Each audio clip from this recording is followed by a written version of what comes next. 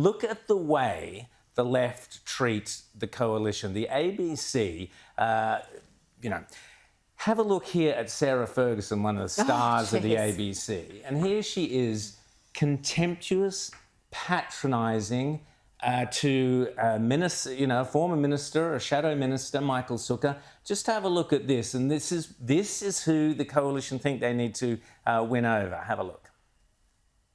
I'm going to ask you one more time, and everyone is listening to me ask this question. Sure. How many social and affordable houses will you build? Well, we will fund social and affordable All right, that's it. You're not answering. Not getting an answer. We are building 55,000 social and affordable homes over 5 years. 28,000 of those homes, Michael. What would your mother say, hearing you interrupt her?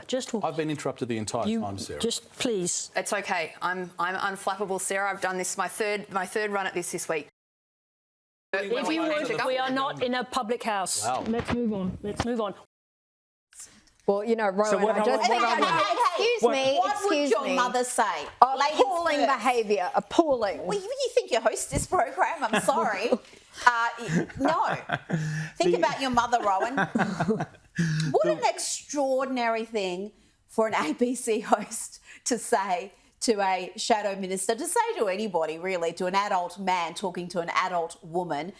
Clare O'Neil isn't some child on a playground that's being picked on by, the bully boy. Yeah. She is a minister in the Albanese government with a senior portfolio, and she's debating her shadow.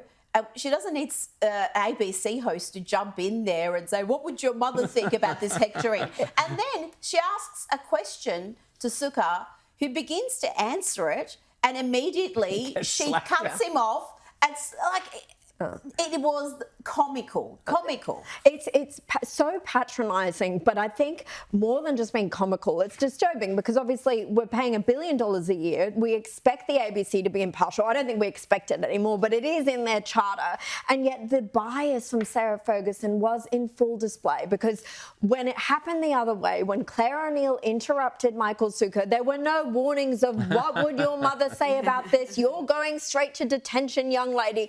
It was so school momish. I mean, it was actually quite difficult to watch. She did point out, I'm sorry, Caroline, she did point out, we're not in a public house. I mean, who says public No one says public house. That's how out of touch she is. Test? That doesn't pass the public house test. Maybe if you're called watch the pub, ABC. Sarah. It's called a pub. A what? A what? I don't know what a pub. Yeah. This isn't a public house. How dare you?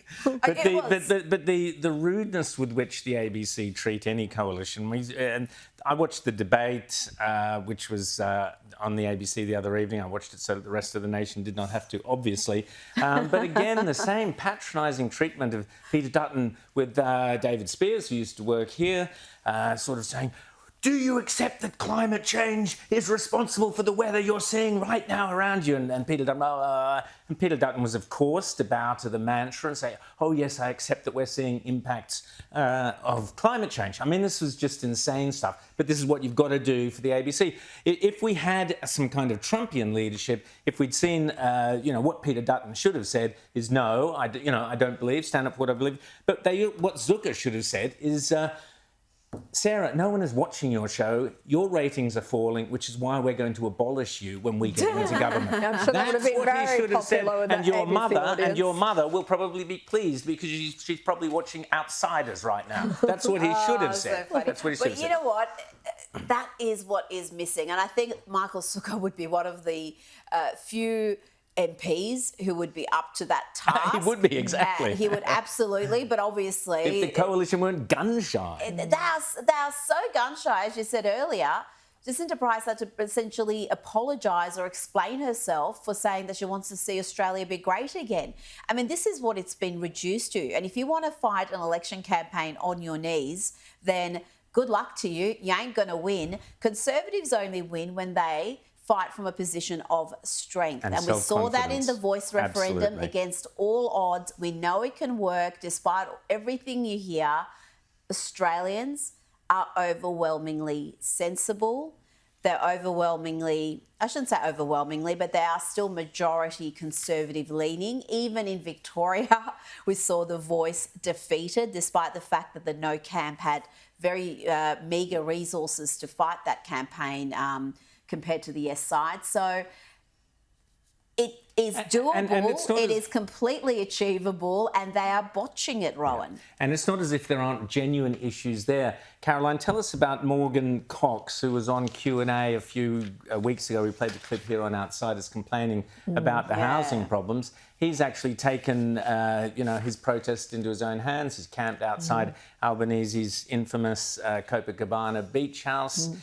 Which mansion, please? 4.3 million. Albo Cabana, there it is. Yes, so this is his tent that he set up. Now, Morgan Cox was a rare voice of common sense, I think you can say, on the ABC. He was a dad who appeared in the audience of Q&A a few weeks ago talking about his housing situation. He has a 1-year-old child. He said that the rent has gone up. They can't meet their rent payments, and they're at risk of homelessness. He works 2 jobs. It's not like he's unemployed or struggling to find work. He is in work. He's in 2 jobs, in fact, and he still can't afford his rent. So after that Q&A appearance, he did appear on our own Paul Murray Live. Let's take a look at what he had to say there. I think we have the grab. Oh, no, okay, we don't have that grab. You can act it out, Caroline. He also made the powerful point that we're in this situation because of successive governments bringing in hundreds of thousands of migrants every year. And the Albanese government has supercharged that. They brought in, around 1 million in 2 years. Yep. So what, you think we're not going to have a housing crisis when we've got all sorts of supply issues, where we've got unions making the construction of homes so expensive? There is just so much outlandish regulations, red tape, green tape, black tape. So we don't have the supply. We've got 1 million coming in a couple of years. And you've got Australians like that working 2 jobs, facing homelessness. And where was the coalition's come out with a policy to, I think, reduce immigration by 25%. I mean, come on, guys. I mean, talk about timid and talk about, you come out and you say, we are slamming the door shut for 2 years. No immigration for 2 years because we're way ahead of ourselves. In 2 years' time, we'll then look at maybe opening the doors a little bit. But we're going to cut it back. Honestly, it drives me nuts. Caroline, I wanted to ask you as well about the story about the Teals. I'll have more to say about this later on the show. The treacherous Teals, all about integrity. What a bunch of frauds this lot are. The best thing that could come out of this election, in my opinion, is every single one of those Teals gets defeated. There are far better candidates. You've got Tom White there in Perth. You've got all sorts of great candidates who should be taking the place of the Teals.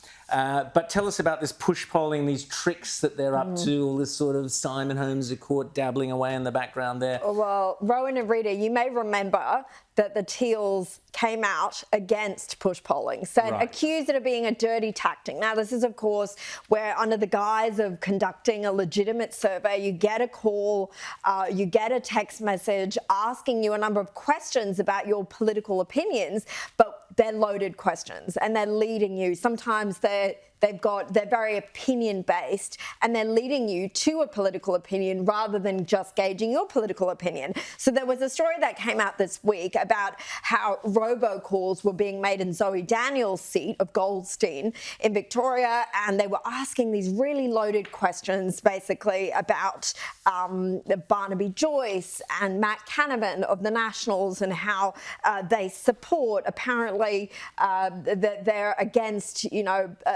abortion rights, and they're going to lead to a rollback of abortion rights. And then really, would you support the coalition more if the Liberal Party moved away from the Nationals? That was the question. Now, what I've discovered is that in Curtin, these same sort of questions and more were being put to voters in that Perth seat where Kate Chaney, another Teal, is the MP. And I've got a couple of examples of these messages that are being sent to voters. Another clear example here of push polling. One of them asks, very similar to that robocall with Zoe Daniel, would you be more likely to vote for the Liberal Party if it distanced itself from the National Party and the extreme agenda of its MPs, extreme, like Barnaby Joyce and Matt Canavan, who oppose taking action on climate change and want to roll back abortion rights. Reply with strongly agree, disagree, etc.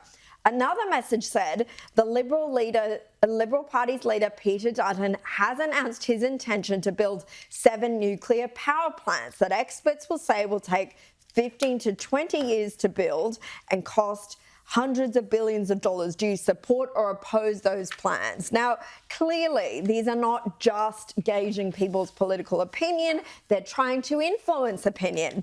And from the very people who say they're a party of integrity, they're a party of honesty, they're spamming. They're spamming people with this political worse opinion. than that, it's the dishonesty, because normally when you get spam, you know it's spam, you know it's advertising.